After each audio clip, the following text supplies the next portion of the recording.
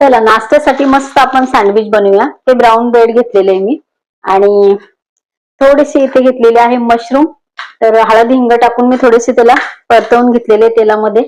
काकडी, कांदा, कोथिंबीर आहे, बटर आहे आणि सगळ्यात महत्त्वाचं म्हणजे पुदिन्याची चटणी आहे। तर इथे आपला पॅन गरम झालेला आहे। ब्रेडला मस्त आपण बटर लावून घेतलेलं आहे। ब्रेड आपल्या इथे भाजून झालेले आहे।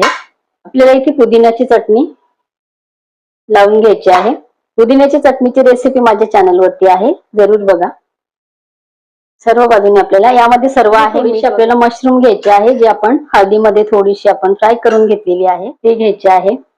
नंतर इथे आपण कांदा घेणार आहे।